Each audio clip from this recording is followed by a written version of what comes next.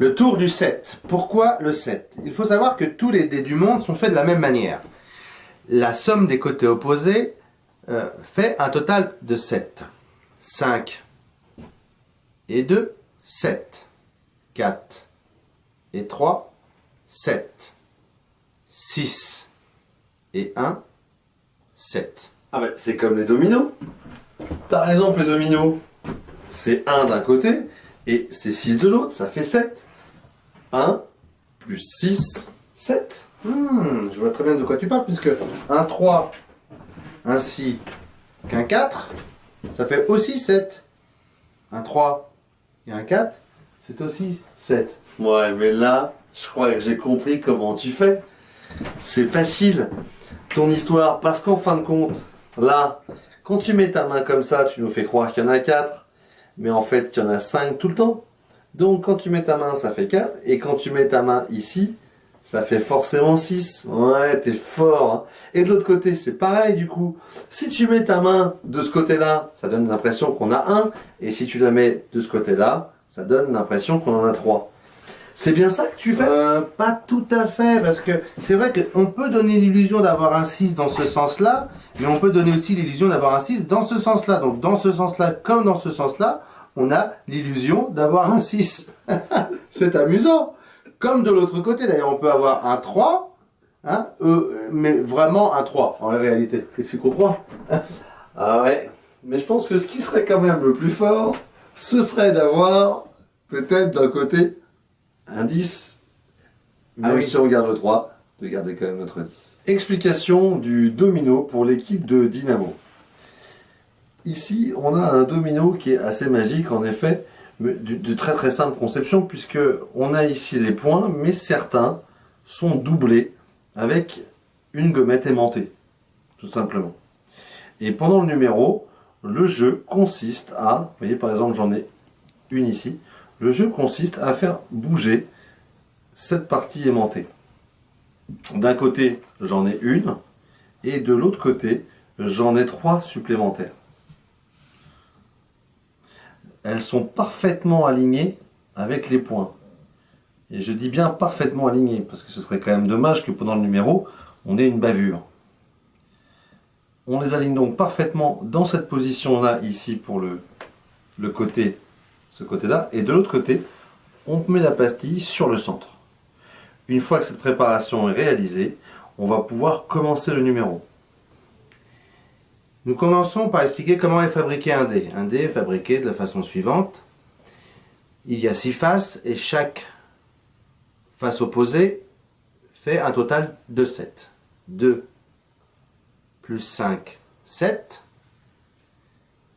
4 plus 3, 7. 1 plus 6 égale 7.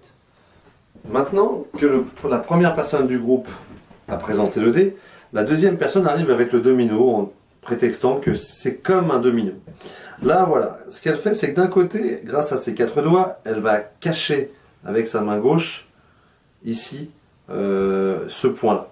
Et de l'autre côté, le pouce est systématiquement au centre du domino, de façon à éviter les déplacements hasardeux. Ça vous demandera un peu d'entraînement et un peu de vigilance. Donc voici ici la position exacte, comme ceci. Donc il arrive, on va prétexter de montrer un 1, et de l'autre côté, on doit montrer un 6. Pour montrer un 6, on va prendre la même position. Mettre la main comme ceci, comme si on cachait un point, et positionner le pouce derrière de la même manière. Voilà ici le mouvement. 1, et avant d'avoir retourné complètement, je pose, comme ceci, et je montre. Je reviens en arrière pour dire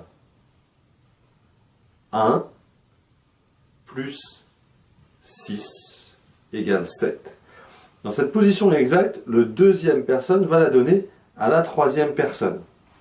Qui va attraper le gimmick, c'est-à-dire l'objet truqué, avec sa main gauche. On imagine ici que c'est comme s'il n'y avait qu'une seule personne, main droite pour ce magicien, qui transfère dans la main gauche de l'autre. Voilà Ce qui permet de montrer le chiffre 3. Comme tout à l'heure pour le 1 et le 6, avec la main droite, je vais cacher le point, celui-ci, afin de pouvoir montrer le chiffre 4. Je reviens en arrière, je monte le chiffre 3, le chiffre 4. Maintenant, la quatrième personne va pouvoir montrer qu'elle a compris. En arrivant ici, de la même manière, nous allons récupérer pour montrer cette fois cette face ici, et on va se diriger vers la face du 6.